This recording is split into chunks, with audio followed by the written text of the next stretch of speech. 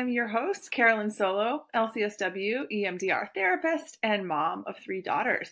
Thank you for joining me. Hey everyone, and welcome to episode 95 of the Future Template Parent Podcast. I'm Dr. Carolyn Solo, PhD, LCSW, EMDR consultant, mom of 3 daughters. Thank you for joining me. So today I am rageful, I am heartbroken, which feels all too common since November of this year and for many years. But in particular this week, there has been a lot of pain and suffering and loss and fear in the autism community, and I am feeling it too. Victor Perez, a 17-year-old brown child in Utah, a nonverbal high support needs autistic, was murdered in his own backyard by the police. Kilmar Abrego Garcia, I'm probably mispronouncing it, was from Maryland, was illegally deported to El Salvador, to CCOT, a notorious concentration camp in El Salvador in mid-March, and Trump is refusing to bring him back to the U.S. A lot of people speculate he may be dead, even though the Supreme Court unanimously ruled that he do so. Why is this relevant to the autism community? Well, Garcia is the parent of a non-speaking deaf autistic 5-year-old and is also raising a 9-year-old autistic child and a child with epilepsy. I think they're 9 and 10. They may be foster children, I can't quite remember, but he is raising 3 disabled children and 2 of whom are autistic. The so-called Health and Human Services Secretary of the U.S. this week engaged in the most vile, ableist, hateful, eugenics-sounding rhetoric about the lives of autistic people in a way that made them sound disposable and inhuman. As many of you know, my oldest daughter is PDA profile ADHD, classed as moderate support needs. If you don't know, currently in the DSM-5 and in the autistic community and autism diagnosis, we categorize autistic people. Categorization is always problematic, but we talk about autistic people with low support needs, moderate support needs, and high support needs or severe support needs. Severe support needs, we're talking about people who may never learn how to speak, who may also have cognitive delays or disabilities, not necessarily though, who may never be able to live independently. And a lot of his comments were directly stigmatizing those individuals. And I will say that, currently in the autism kind of universe, online in particular, it can be hard to see how autism, it seems like it's kind of trending. Not everyone, but many, many people are coming out as autistic. And I completely, 1, validate self-diagnosis, 2, validate adult diagnosis. All that is true. But often low support needs autistics can have the biggest platform, which often means that higher support needs autistics, their voices get drowned out, and their voices are important. And drowning out those voices leads to this kind of ableist rhetoric that RFK Jr. was spouting. It's a practice and a value of mine that I support and follow and learn from as many high needs support autistics and their carers as I can, as a parent of an autistic child who is moderate support needs. I will say for her moderate support needs include, she is not totally trained.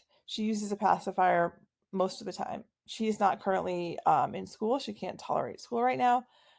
She doesn't speak very much. She has a lot of selective mutism, although thankfully she's coming out of that right now, which is great to see. She has a lot of autistic meltdowns. She stims, but she doesn't have any cognitive delays, and she is verbal. She's not nonverbal, but she just sort of has selective mutism. It's possible she will, we don't know. She's only 8, be able to live on her own. That would be amazing if she so chooses. Maybe the toileting will resolve itself, but she still needs a ton of support from us. In a lot of ways, she needs more support than my 6-year-old does, who is neurotypical. In any case, like I said, it's a value of mine that I support and follow higher support needs autistics and their carers.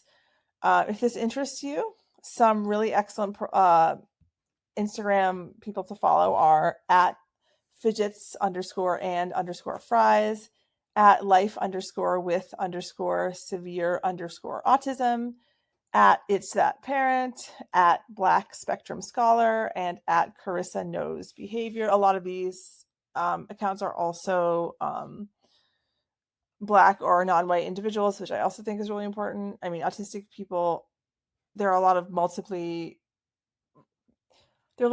people with multiple marginalized identities, mental health diagnoses, this is a complicated topic for a short episode, but the point is I try to follow accounts whose voices need to be amplified because their perspective is so important. And I don't want the autism, dialogue to be dominated by white, low support needs autistic people who live a life that's, yes, certainly they're high masking, but like some higher support needs people are not able to mask. And that impacts them in their lives a lot. This is a way too complex of a topic for this episode, but that's kind of the context of where I'm at this week. Okay. So, and what the hell does this have to do with EMDR intensives, you ask? I swear to God, there's a point. It's not just me rambling, although, hey, it's my podcast. If I want to, I can, right? But the point of this podcast is to also serve the listeners. So my autistic kiddo, today I was taking her to a special needs pediatric dentist. And I was pondering all of this stuff today in the car. I am in Vermont, and this pediatric special needs dentist is far away. It's a 2-hour drive each way. Our appointment was at 9:40. It meant we left the house at like 7:30. It's out of network. It's hella expensive and time consuming. It meant rearranging a lot of other things in my schedule, kiddo pickup, drop off, all that stuff. My other kids had to get to school. We got there on time, and I was nervous. This was the first time we were going to this provider. I'd heard really good things, but who the hell knows, which always feels scary as a parent of a disabled child. You just don't know what you're going to get when you go to any provider. If you're going to get judged, if they're going to get judged, if they're going to understand where you're coming from, if they're going to be able to support you in the way you need. But we got the care we needed, and she's not traumatized. We have a plan for what to do. I felt really seen as a mama who is doing her damn best, even though that looks so different than other parents. Even when her 8-year-old's teeth are covered in plaque, because brushing and flossing can be impossible at times. I have an 8-year-old, I wasn't judged for having an 8-year-old who uses a pacifier almost constantly to self-regulate. And of course, her teeth are very affected by that. This dentist got it, and he saw me, and he understood her. He had her in the chair for just 2 minutes. That was it. And he got it. He was like, okay, we're done for today. And he approved us for full sedation dentistry going forward and hospital admitting privileges. So she can get that full sedation dentistry for cleanings, for reparative work, restorative work. She needs a lot of work. This past year when she's been in burnout, a lot of brushing has been just a no-go. And I knew this, but I needed to wait till she was in a place where she could maybe even tolerate the idea of the dentist and find the right provider and all this stuff. Thank God a lot of the hospital stuff is covered by insurance because that's going to be really expensive. Anesthesia, full anesthesia. Point being, we would not have gotten this kind of care if I hadn't paid the big bucks and done the research for someone who is trained. You think everyone who goes through dental school gets this kind of training in pediatric special needs dentistry? No, right? And what would the cost potentially have been if I had taken her to a dentist who was in network, who did not have this training, right? I have a story, I could go into great detail, but a long time ago with her, the first dentist we took her to, who was a pediatric dentist who was supposed to be great, it was a horrible and traumatic experience.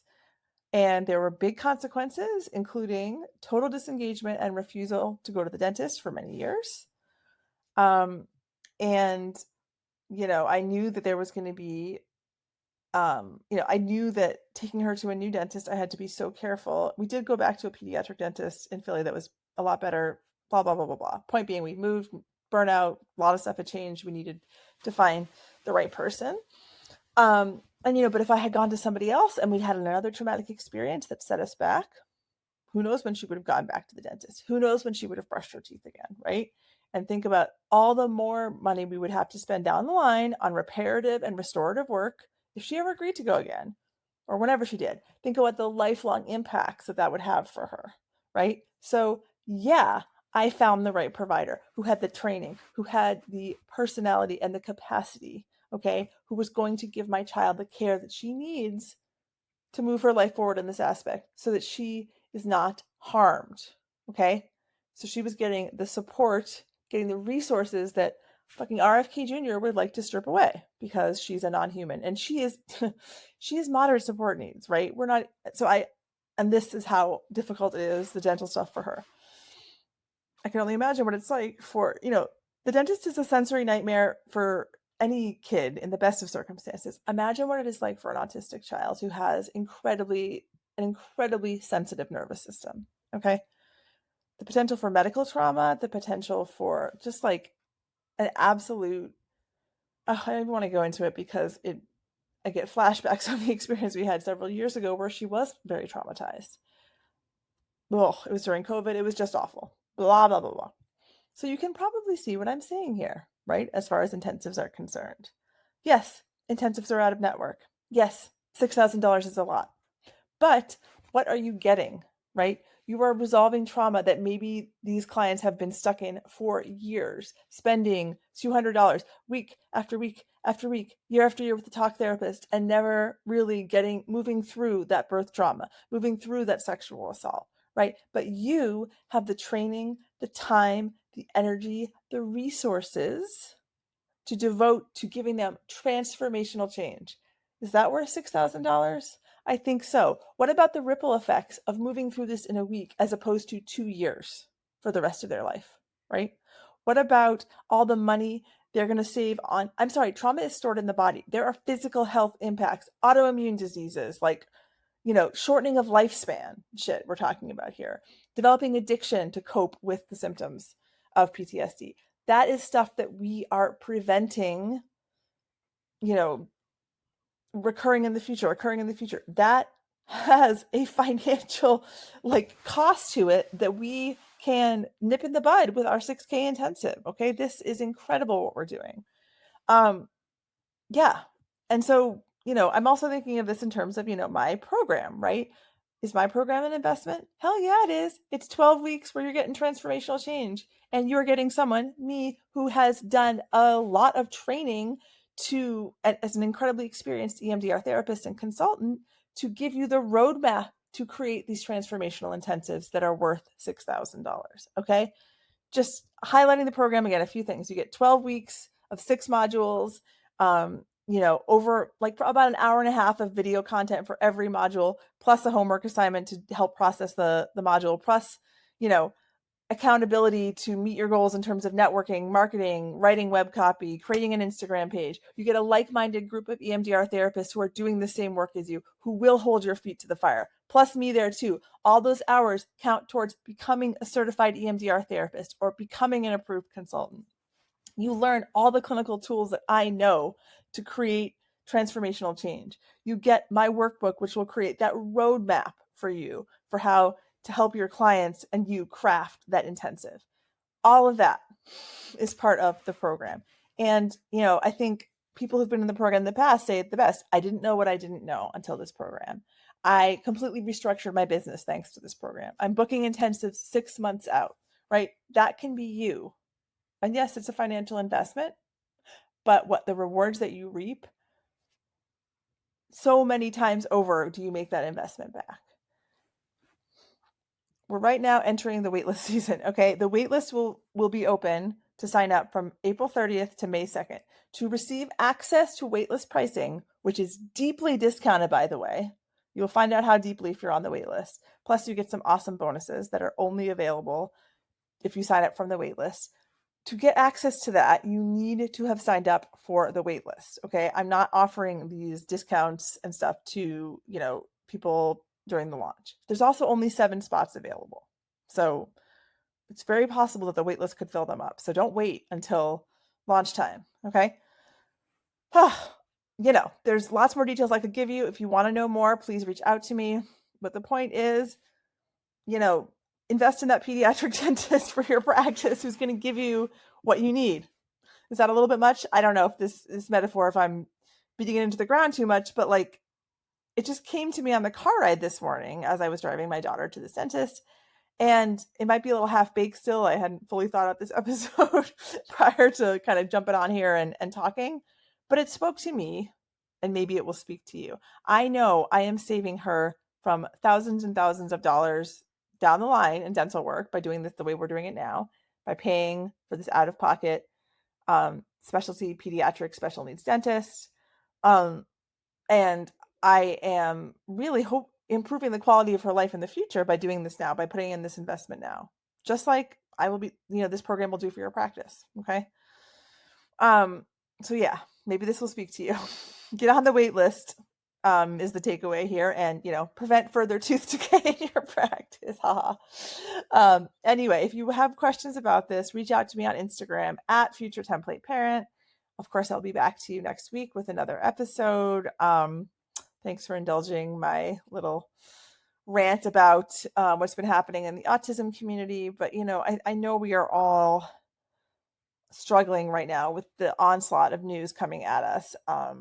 And so I see that, and I see you, and I want you to take really good care of yourselves and fight the fights that mean something to you. And we can't fight all the fights. For me, this is an area where I am putting a lot of energy because it matters to me. So yeah, sending lots of love to you all, and gentleness and some sense of peace. And I will speak to you soon. Take good care.